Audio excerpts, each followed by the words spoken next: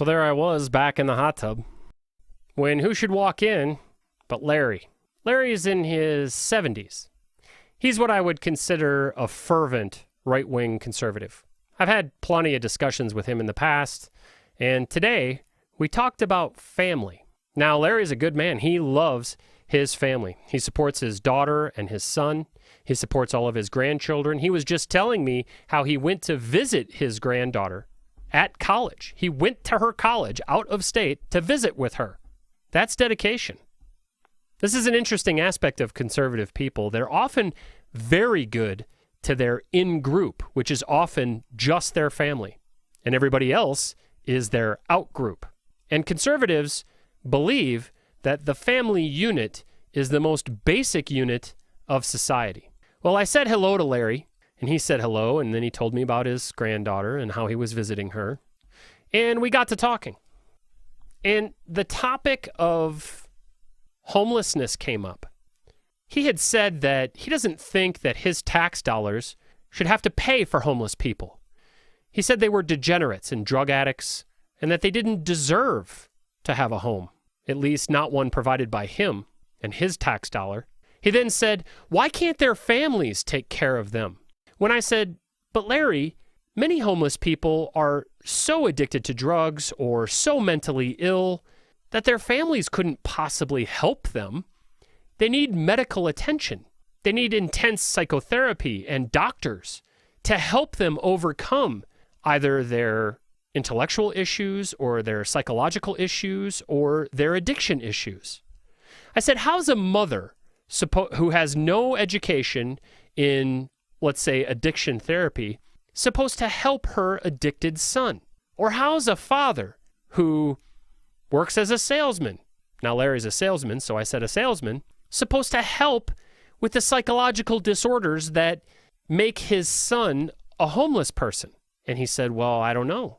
And I said, well, don't you think that it would be a good idea that instead of disowning homeless people as a society, that we all come together to provide the resources that that family needs in order to help their troubled children, their troubled homeless children? And wouldn't you, as a member of society, feel better about not going everywhere throughout the community and seeing homeless people all over the place? Wouldn't you feel better on the bus or on the train or at the stoplight if there weren't homeless people everywhere? Wouldn't you feel safer? Because folks that are homeless are often mentally ill, and mental ill people often have bouts of aggression or outbursts or mania. They can have a psychotic episode. They can black out and just start walking in the street. Don't you think it's safer for them and for everyone else if we all band together to help them, to house them, and to treat them? How is their family supposed to do any of that? And he just said, well, that's what I believe. I believe that their families should have to pay for all this and do all this. They should be the support group. And I said, well, what if they don't have any resources? What if they don't have what it takes to solve this problem? And he just shrugged his shoulders. And that's really one of the hallmarks of conservative thinking. They know for sure they don't want to help, but they don't have any solutions. They know for sure they don't want their money to go to help these people who they've deemed not worthy of help. They're not so willing to call themselves inhumane as they are to dehumanize homeless people and other groups. And then they say, well, we shouldn't help them. It should be their families that take care of them, even though many of their families don't have any of the resources needed to actually solve this problem. They either don't have the money or the education or both. And wouldn't society be better off if maybe we pulled some of our resources together to solve this problem? But see, the modern conservative doesn't view it that way. It's an us versus them mentality. Homeless people to a conservative are a part of the out group. They're the who gives a fuck about them group. They make me feel sick or icky, so I don't care about them. They make conservatives feel uncomfortable, and they dehumanize them in their minds. They call them animals or sick, and they just say, forget about them. Look at them. They're disgusting. My money should go towards me, and damn the rest of the world, straight to hell. And they really do mean that, even if they're not willing to say it out loud. I hear Larry talking at the gym to other people who are conservative, and some of the things that come out of his mouth are so inhumane and disgusting that it makes it hard for me to even talk to him. Now, I have to share space with him. We're in the same gym. We're often in the same hot tub together, hence the Hot Tub Monologue. During this conversation, I made it very clear that he was a bigot. I actually said to him, I said, so you're willing to help your family, and you're willing to put money to places that you think it should go, but you're willing to exclude them. You'll say, I'll spend money for this, but not on them. I'll purposefully exclude those disgusting homeless. Larry didn't really have anything to say. He sort of just, yeah, kinda. I wasn't parroting back the same ideas to him. He wasn't in his tunnel, you know? He wasn't in this space where everybody thinks the same way he does and nobody pushes back. And in response to that, all he can do is just sort of sit there dumbfounded. He doesn't have anything other than bigotry to present as a reason for why he thinks these aren't actually people who deserve all the benefits of all the other people.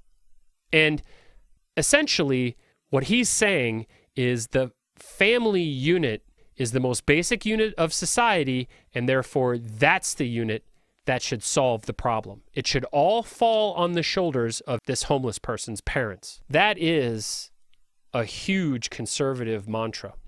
That's one of their core beliefs. That's pay dirt. That's part of the foundation of modern day conservative, that it's family first. They even have organizations called Focus on the Family, where they talk about exactly what a family is and what it's not, and they immediately start to exclude people from that classification. As part of this exclusivity, they also claim that they should not have to help anybody that's not in their family, and that all the help should come from within the family. Now, of course, if something happens to their family, they want help. That's also a hallmark of conservatism. If you happen to have a homeless person in your family and you're conservative, well, you make an exception for them. But yes to my family and fuck you and your family. That's the conservative mindset. That's one of the foundational aspects. The other foundational aspect is they don't see the rest of society as deserving of government. And ultimately, they don't want the government to do anything except for when they need to get bailed out. Most of these conservatives were fine with the bailouts back in 2009 or 2010 because a lot of their family members worked for these companies. A lot of conservative people work in those industries, even though laissez-faire capitalism, the thing that they say they hang their hat on, would dictate otherwise. If your business is failing, it should fail. Let laissez-faire capitalism, the invisible hand, come in and correct the economy. Now, Larry obviously isn't comfortable being painted as a bigot. So he did what a lot of conservatives do at the end of a conversation where they've been made a fool of. He said, well, I really appreciated this conversation. I really like hearing other people's perspective and their opinions on these matters, these social issues. Never mind that I demonstrated he's a bigot. Never mind that I demonstrated that what he's proposing makes no sense. Never mind that I demonstrated that he doesn't actually have any solutions to homelessness. It's all just our opinions.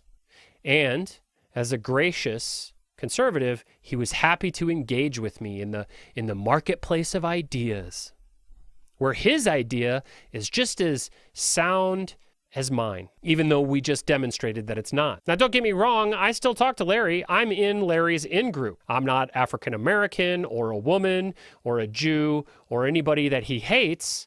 I'm a white man. Now, I'm an atheist and he hates that, but he accepts atheism for some weird reason, at least enough to say hello and to smile. Although the more we talk, the less and less he engages with me. He knows that everything he says is wrong and that I can demonstrate that to him. But just like a good conservative, he doesn't care. He doesn't care that what he thinks is wrong.